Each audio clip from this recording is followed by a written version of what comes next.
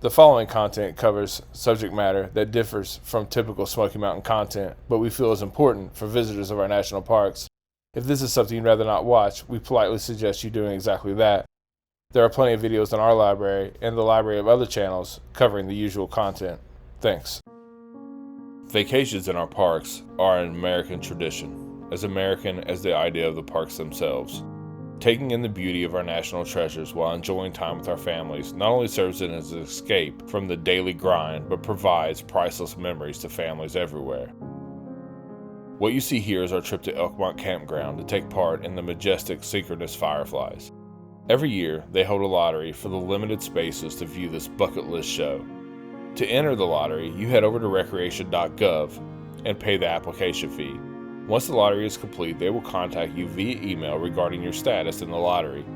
Hopeful visitors to national parks across the country take place in the application, reservation, fee process to hike, camp, fish, raft, etc., and enjoy our parks in a variety of ways. And I believe the majority of us pay our fees into Rec.gov with the mindset that our fees go to the upkeep of the places we love so dearly. After all, you could clearly see the .gov in the name of the URL. But what if I told you that every fee you've paid since 2018 did not go to the parks to cover the nearly $23 billion with a B, dollar maintenance backlog of the National Park Service, but was instead outsourced to Booz Allen Hamilton, the owner of Rec.gov? But hold on, wait. This can't be right. Booz Allen? Is this the same Booz Allen that the New York Times called a vast U.S. spy operation? That Bloomberg called the most profitable spy organization in the world? Wait, is this an article saying that they were separating themselves from a whistleblower? No way. Edward Snowden? Well, yes.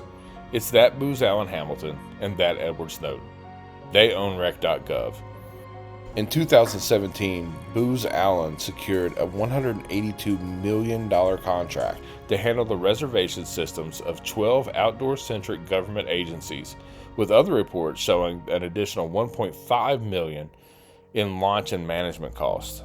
Reports in 2021 show Booz as a $7 billion company. But what does this mean for us? Let us be very clear.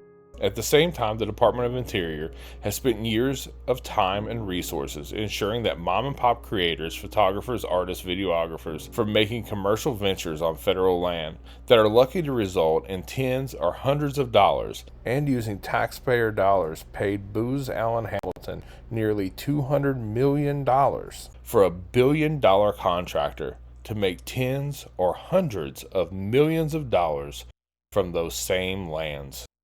Millions of dollars that could be used to fix the very issues they claim have no other solution than taxing us to solve.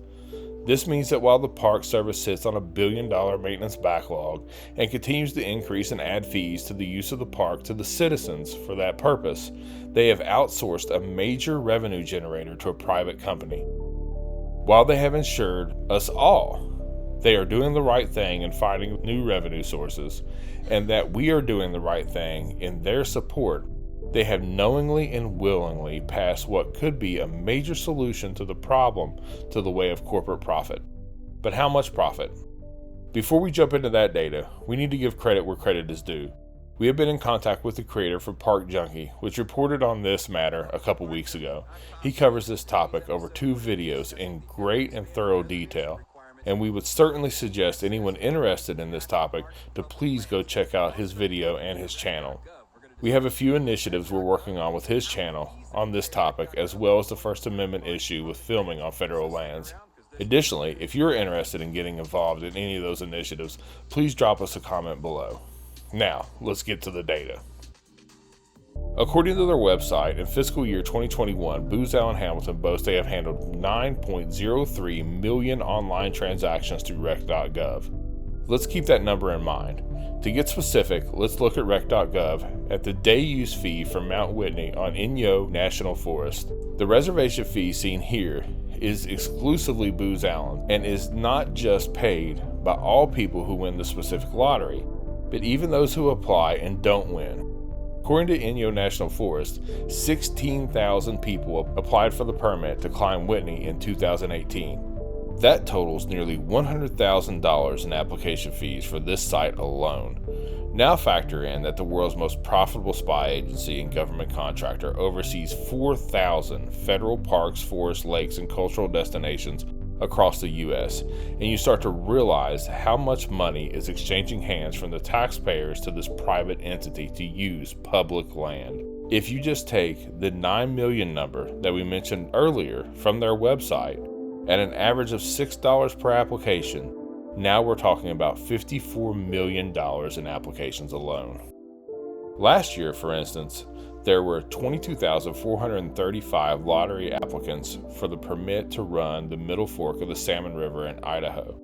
Only 330 individuals received a permit, yet all applicants paid the $6 lottery fee, even the unsuccessful lottery applicants. Under Booz Allen's arrangement with the federal government, it could pocket all lottery fees, which amounted in $134,610 just for the Middle Fork lottery. Booz Allen also collects cancellation fees. In 2020, when the number of reservations increased dramatically, cancellations also increased to about 16% of all applications or permits that were granted. There were 5.5 million reservations in 2020. If a $10 cancellation fee was generated by each of the year's reservation cancellations, it would translate into $8.8 million.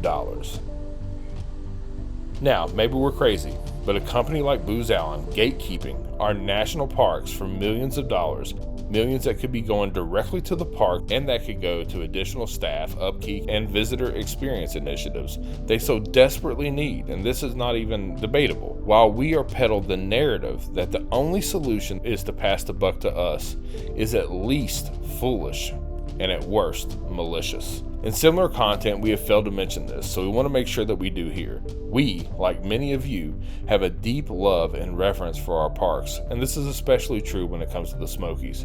We want to and do support them in many ways and are happy to do so. So we also want to make this very plain. Booz Allen, Park It Forward, entrance fees, cameras, none of these things are going to keep us from enjoying our parks. And while you're obviously free to follow your own conscience, we would implore you to continue to visit as well and enjoy and love these parks. We should also note that as we speak right now, a class action lawsuit has been filed on the behalf of Rec.gov users against Booz Allen Hamilton on this matter. The case will be challenging that the arrangement with Booz Allen is cluttered with unauthorized and possibly illegal junk fees that potentially generate hundreds of millions of dollars for a government contractor hired to operate the site, according to the lawsuit. And for us, this is great news. I believe most of us that love our parks don't mind and are in some instances even happy to lend support to the places we love and hope to preserve for our children and grandchildren. But for the last several years, we've been duped into believing that our fees paid through Rec.gov have been used for that purpose. Instead, they've been collected by a billion-dollar government contractor, and most egregiously, they've misled the citizens that contribute to their profits under the veil of a .gov website. A website that makes no clear declaration through any reservation process or applying for a permit that Booz Allen has any affiliation. It's no mystery why the decision was made to keep the Booz name far away from Rec.gov with their history of spying on American citizens.